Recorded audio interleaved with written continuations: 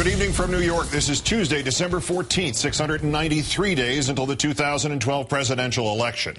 And as WikiLeaks founder Julian Assange is granted bail, then kept in jail, he makes clear that he has no interest in becoming a quiet, non-controversial defendant.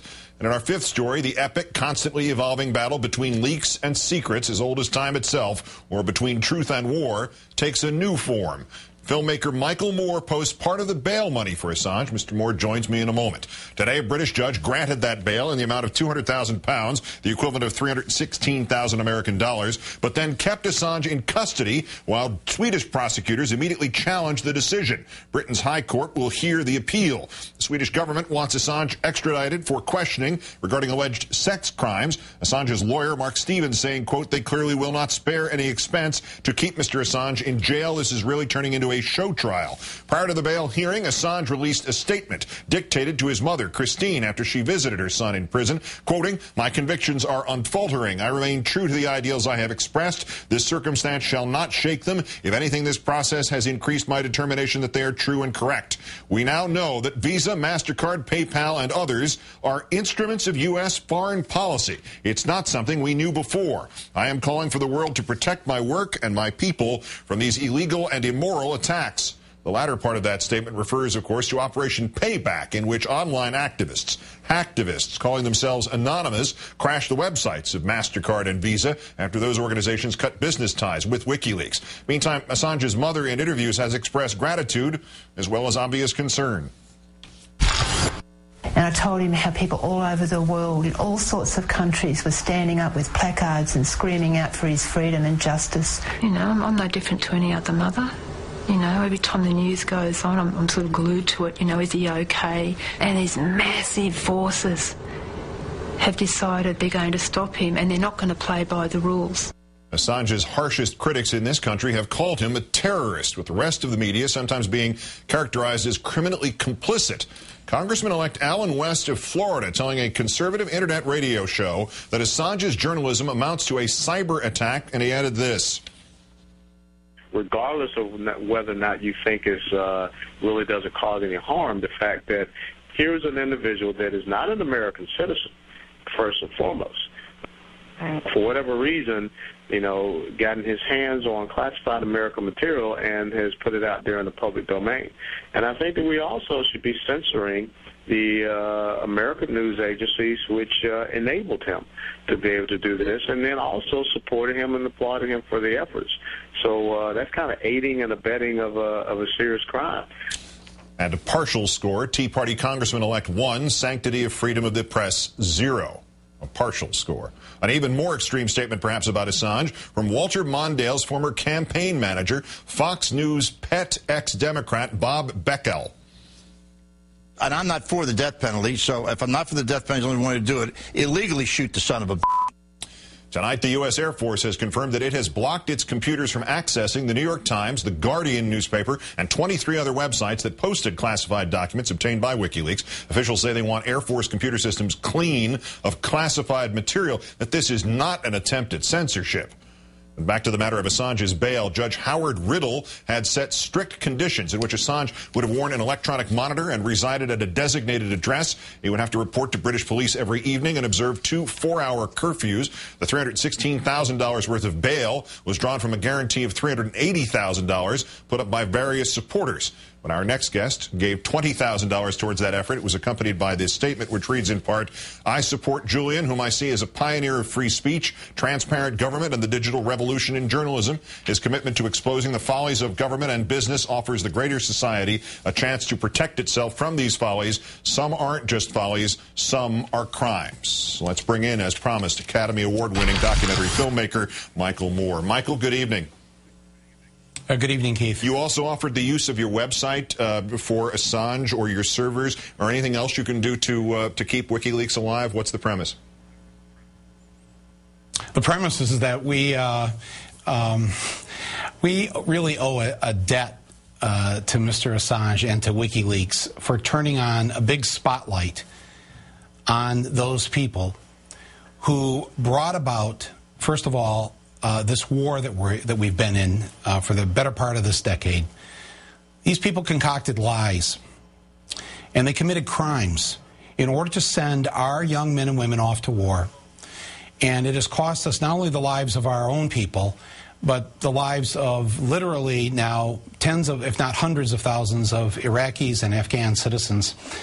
And I just think that if in a free and open society, if we aren't able to find out the truth, mistakes like this get repeated over and over and over again. I mean, I was thinking yesterday when I sent the bail money over to London, what if we'd had a WikiLeaks in August of 1964 when we were told that the North Vietnamese fired on a U.S. ship, which in fact was a lie. It was a concocted lie at the Pentagon.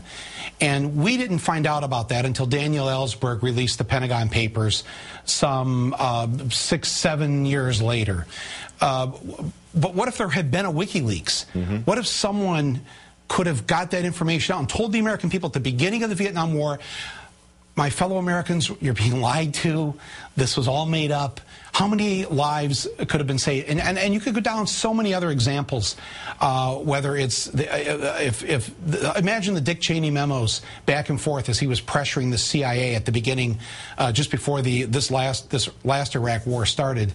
What if those memos had been released in 2002 or 2003 so the American people could see he was trying to get the CIA to gin up the evidence and sort of fudge the facts so they could make their case for war? What if we'd had access to that? So this is, to me, I just think an instrument like WikiLeaks is vital for a free and open society to exist because, and frankly, I think this is something that Thomas Jefferson or Ben Franklin would have, if they could have invented this, if there had been an internet back then.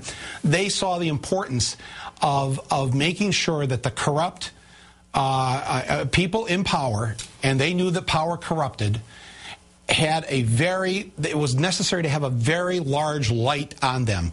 And that's what WikiLeaks does. And for me, I think anybody who supports WikiLeaks, they're committing an act of patriotism because it guarantees, I hope, that we have a better shot next time the bad guys try to pull one off on us. Does it matter that he hasn't had access to and thus hasn't released things like Dick Cheney memos or some equivalent to the Gulf of Tonkin data from 1964? The specifics? I mean, one of the arguments against this is that it's not journalism because it's just a massive, essentially, download of secret or hidden information, that it's not vetted in some way, not journalistically gone through in some way or sifted. Does that matter at all? It has been. First of all, the news agencies, from the New York Times to the Guardian to the papers in Europe, they've spent a lot of time vetting it, going through it. I think they're very happy to have this access to it.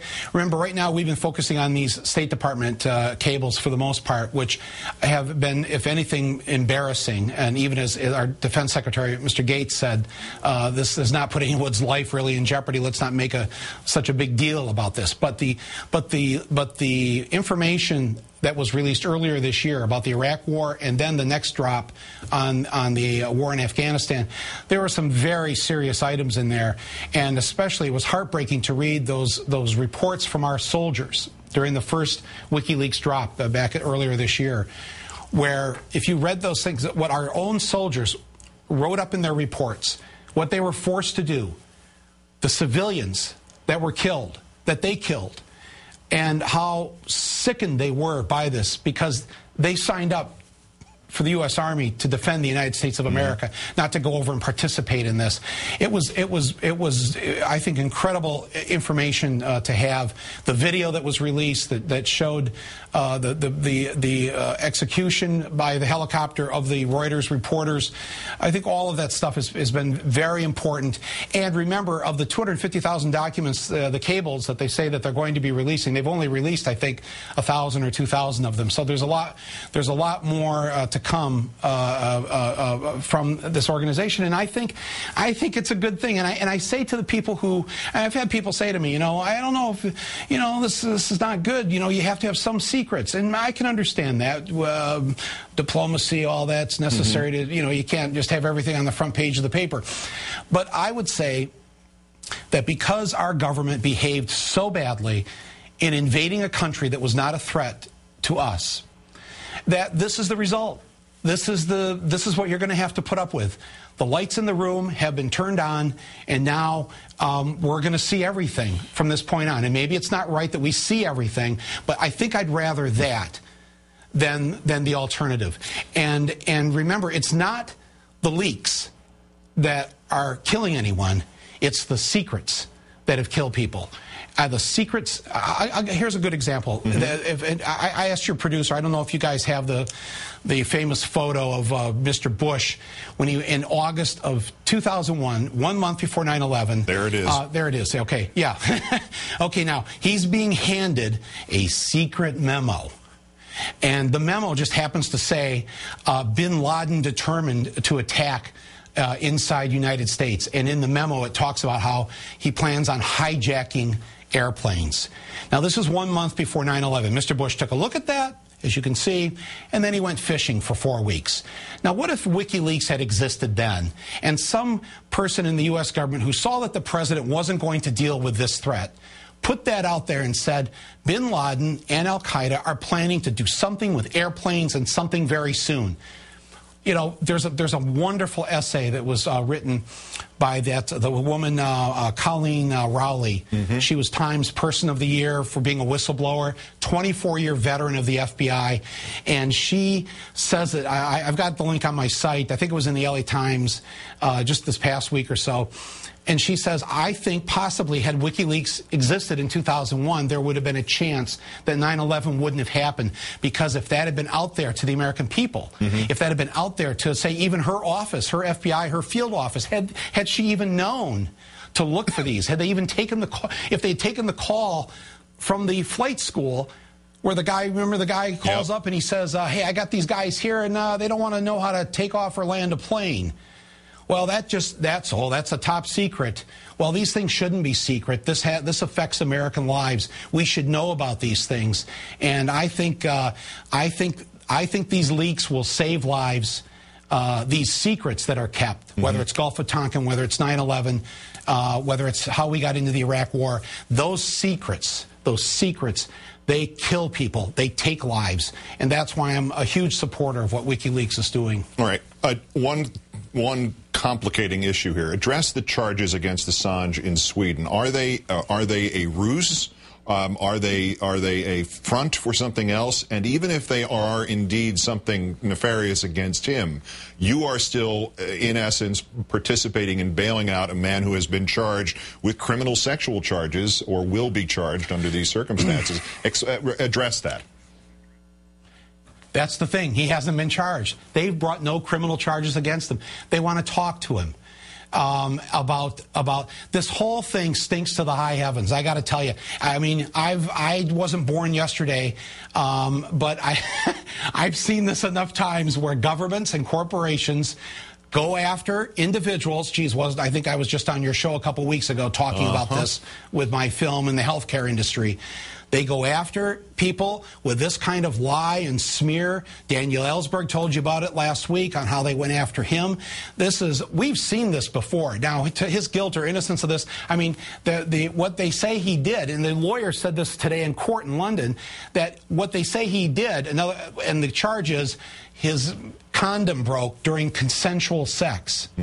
That is not a crime in Britain, and so they're making the point: how can we extradite him over this? This is all a bunch of hooey as far as I'm concerned, and the man at least has a right to be out of prison while awaiting the hearing.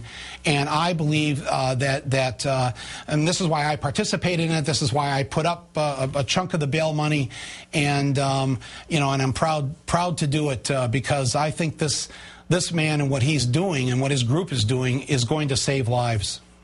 Filmmaker Michael Moore, who will join Rachel Maddow next week for her leadership series at the 92nd Street Y. Great thanks, and I'm sorry we didn't get to discuss the trade of your Detroit Tigers of Alfredo Figueroa to Oriks of the Pacific League in Japan. Thank you, Michael.